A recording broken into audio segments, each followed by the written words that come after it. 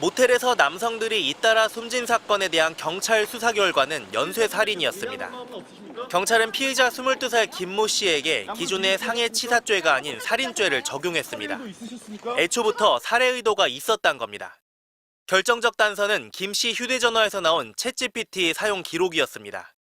김 씨는 술과 같이 수면제를 많이 먹으면 어떻게 되는지, 못 깨어나고 죽을 수 있는지, 병원에 가야 하는지 챗GPT에 수십 차례 물어봤습니다.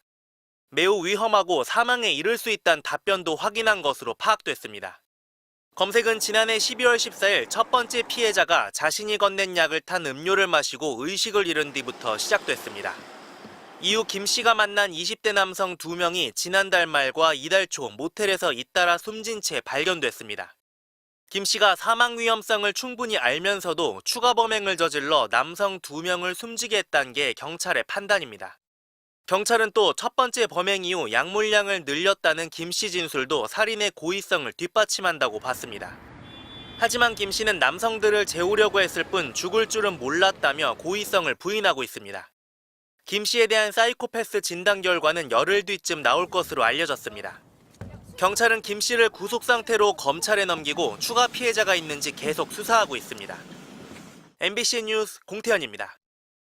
지난 9일 저녁 연쇄 모텔 약물 사망 사건의 피의자 22살 김모 씨가 택시에 탑니다.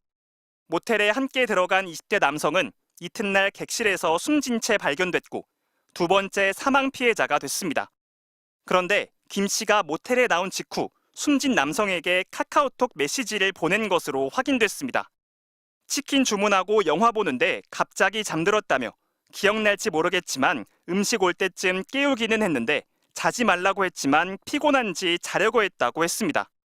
음식은 어떡하냐고 했더니 집에 챙겨가라고 해 가져간다고 했습니다. 조금 전까지 함께 있던 상황이라며 기록을 남기듯 일방적으로 장문의 문자 메시지를 남겨둔 겁니다.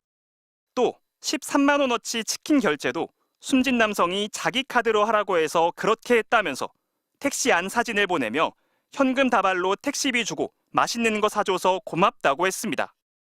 자신이 피해 남성 허락 없이 카드나 현금을 쓴 건 아니라는 취지로 읽힙니다. 현금을 주신 것 같아요. 10,000원짜리를. 그래서 제가 2,000원을 내주고 8,100원인가 같은 이런 거리가 짧으니까. 김 씨는 지난 1월 말 숨진 첫 번째 사망 피해자에게도 술 취해서 잠만 자니까 갈게라며 비슷한 내용의 메시지를 남겼습니다.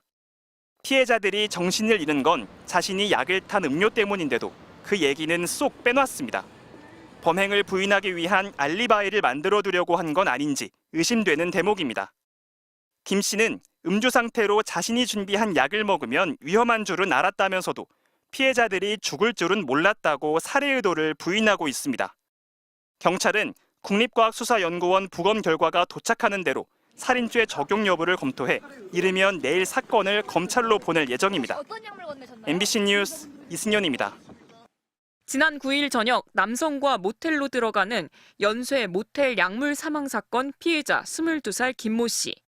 하지만 2시간쯤 뒤 혼자 나왔습니다. 남성은 다음 날 숨진 채 발견됐습니다. 두 번째 사망 피해자입니다. 이날 피해 남성이 김 씨와 만나기 직전 친구와 나눈 SNS 메시지를 확보했습니다. 숨진 남성이 친구에게 오늘 방 잡재, 고기 맛집이 있는데 배달 전문이라고 방 잡고 먹재라고 말합니다. 김 씨가 방을 잡아 배달시켜 먹자고 했단 겁니다. 이렇게 잡은 방은 범행 현장이 됐습니다. 피해자 지인들은 피해자가 김 씨를 다시 만난 건 얼마 안 됐다고 했습니다. 예전에 술집에서 한번 만난 걸로 안다고 했습니다. 연락처 정도만 있었던 인연 정도로 기억을 하고 구체적인 거는 사실은 기억나지 않는다고. 그런데 최근 김 씨로부터 연락이 와서 지난 8일 피해자가 김 씨를 다시 만났고 다음 날인 9일 김 씨가 방을 잡자고 했다는 게 피해자가 남긴 마지막 SNS 메시지란 겁니다. 만나자는 연락도 방을 잡자는 얘기도 김 씨가 먼저 했다는 게 피해자 지인들 얘기입니다. 생각하면 생각할수록 계획적이고 뭔가 고의적이었던 것 같고. 김 씨는 지난 9일 택시를 타고 범행 현장을 떠났습니다. 타자마자 좀 이렇게 뭔가에 좀 쫓기듯이 좀 빨리 좀 가달래요. 현금으로 10,000원짜리를 내갖고 제가 아마 나머지 현금을 잔돈을 내줬어요. 앞서 첫 번째 사망자가 발견된 건 지난달 29일. 거의 열흘 새 비슷한 범행이 반복됐습니다. 김 씨는 의견 충돌이 있어 재우려고 자신이 처방받은 약을 탄 음료를 건넸다며 술을 마시고 약을 먹으면 위험하단 건 알았지만 죽을 줄은 몰랐다고 경찰에 진술했습니다. 부검 결과 피해 남성들에게선 향정신성 의약품인 벤조디아제핀계 외에도 여러 종류의 약물이 검출됐습니다. 경찰은 계획범죄 가능성에 무게를 두고 살인 혐의 적용을 검토하고 있습니다. 또 김 씨 진술이 상식적이지 않아 사이코패스 진단검사도 실시하기로 했습니다. MBC 뉴스 강은입니다.